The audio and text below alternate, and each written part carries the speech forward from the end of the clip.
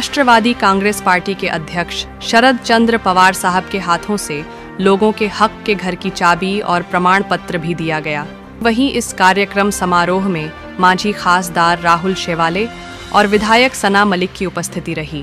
नीलेश प्रकाश भोसले ने पत्रकारों से बातचीत करते हुए बताया कि लगभग 1000 लोगों को चाबी के साथ प्रमाण पत्र दिया। अतिशय आनंदाचा क्षण आहे आमच्या सर्वांसाठी।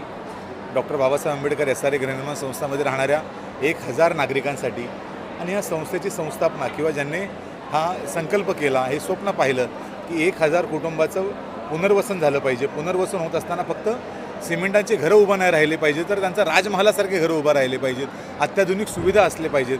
ज्या पद्धतीने ज्या अडचणीचा संघर्ष आमच्या आयुष्यात आला, आमच्या भविष्याच्या पिढीच्या आयुष्यात येऊ नये, हे एक संकल्प होता, हा एक स्वप्न होतं। त्या स्वप्नाची पूर्तता आज कुठेतरी झालेली आहे। हृदय आनंदाने वाहून गेला आहे।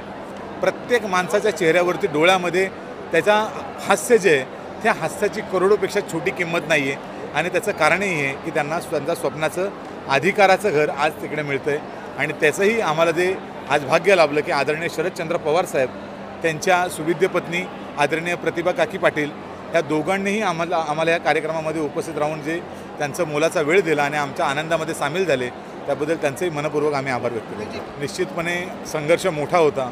ज्या पद्धतीने आपण बोलले की एका घरामध्ये 2 भावंडांचं जमत नाही, आम्हाला 1000 कुटुंबाशी जुळवून घ्यायचं होतं।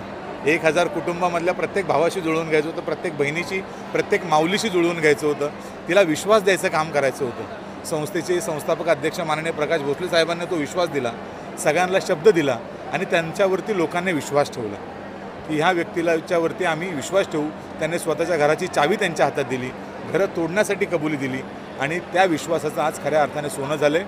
डॉक्टर बाबासाहेब आंबेडकर SRA गृहनिर्माण संस्था प्रबुद्ध नगरमध्ये 1000 लोकांना घरं मिळत आहेत। निश्चितपणे मोठा संघर्षाचा विषय होता। अनेक BMCच्या अडचणी आल्या, कधी सोसायटीला एकत्रित करण्याच्या अडचणी आल्या, लोकांना समजून सांगण्याच्या कन्व्हिन्स करण्याच्या अनेक अडचणी आल्या।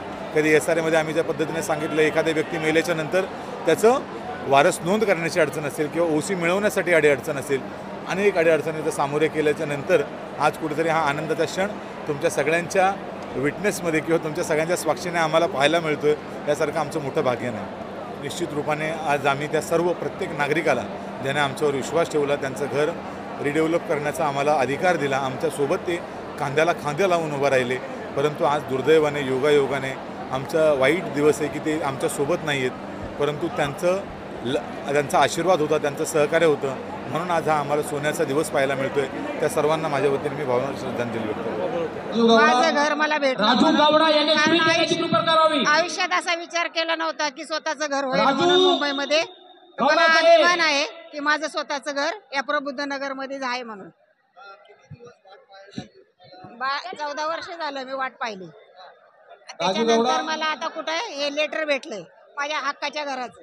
नाव घेतल्यावर कृपया त्यांनी लवकर या, आपल्याला 1000 अलॉटमेंट लेटर द्यायचे। रात्री 1 वाजे संजय जगताप 10 साल के बाद रूम नंबर 17 कारभारी पांडुरंग बडेकर 17वां माला 10 नंबर आहे।